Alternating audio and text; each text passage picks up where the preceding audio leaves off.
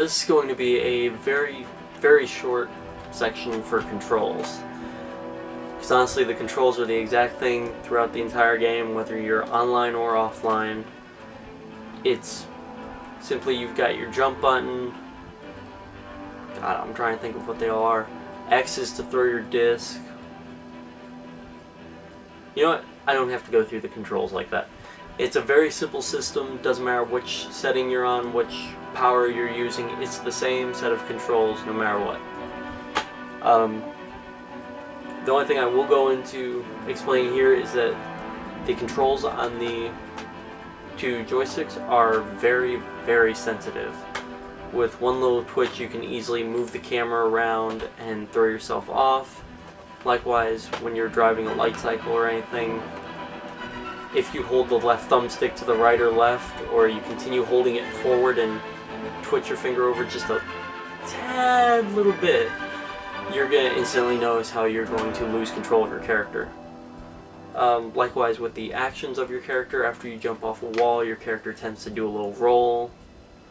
If you hold the left thumbstick in a certain direction, you're probably going to just fall off a ledge. So the controls can be quite annoying at times, but once you get used to them, you'll have no problems at all. You'll probably end up starting to laugh at your own mistakes after you notice why you're making them. And like everyone else, when I tend to get pissed at a game, I will blame the game and go, why is it doing this? I didn't press that button, I wasn't holding that direction. If you stop and pay attention to what you're doing, you're the one fucking up in this game. Can't blame the controls. So, yeah, like I said, short and sweet, controls. Get used to them.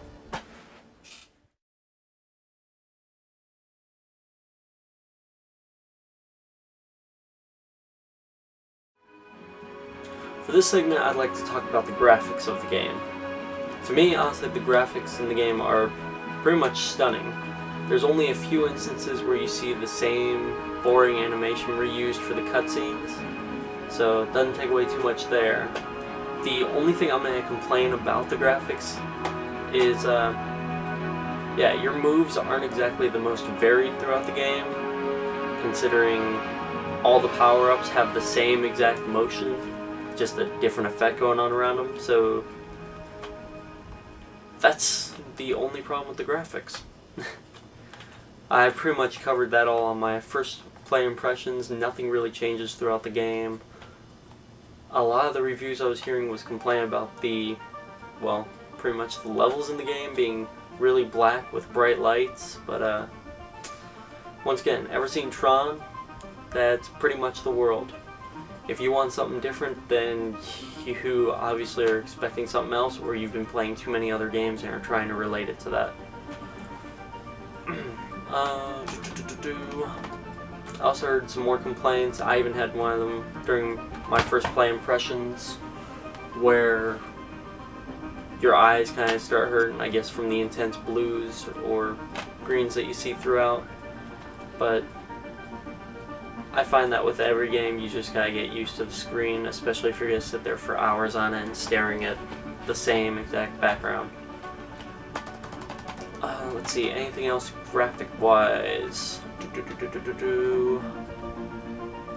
Oh, one thing I'd like to address from, this kind of goes off into someone else's set of videos, but the user Darkside Phil, or on one of his other channels, The King of Hate HD, actually went ahead and did a playthrough of Epic Mickey.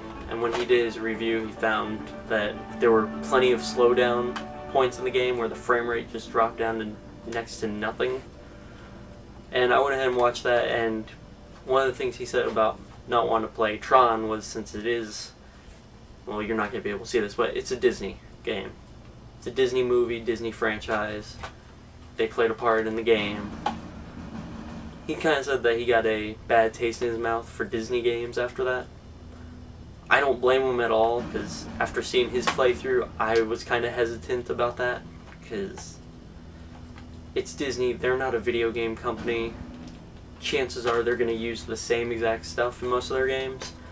I gotta say, I was pleased to notice that I did not have any slowdown periods at all.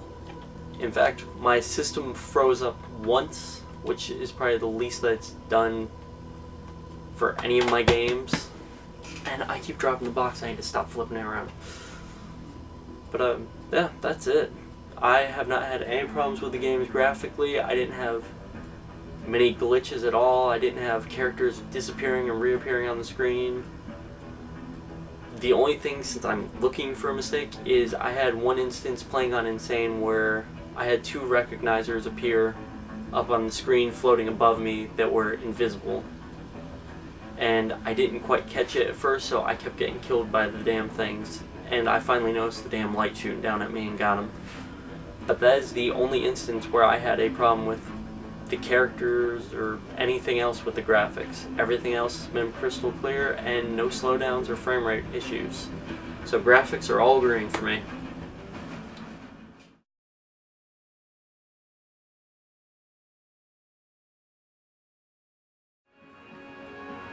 So for this section, let's go ahead and talk about the sound in the game. Now, if you can hear the music that's playing in the background, I honestly don't know how it's coming through on the camera. I actually have the soundtrack to Tron Legacy playing. Now, Daft Punk obviously did all the music for this, and a lot of their music is obviously present in the game. The only thing they really didn't do, obviously, was voices, sound effects, and background noise.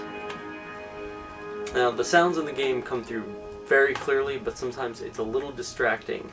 Since you're in a cyber world, a lot of stuff is going on around you, and honestly, sometimes there's so much stuff I can't tell if it's just the code for the sound coming through oddly or going off at wrong times, but there's some things that just kind of keep going as a constant, and they kind of get muffled and lost in the background, and you kind of notice them at times when you probably really shouldn't.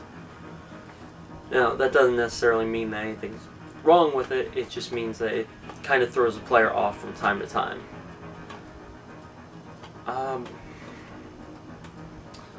The voice acting, everything in the game, pretty much excellent. Nothing's completely reused too much.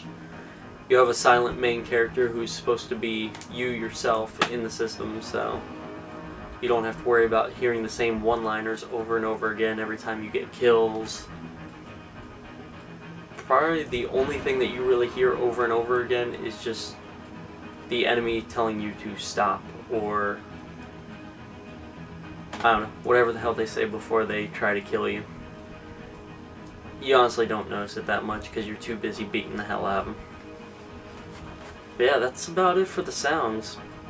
It all comes through clear, and unless you really pay attention, you're not going to notice anything wrong with it. Everything fits the world and nothing takes you out of the experience. There you go.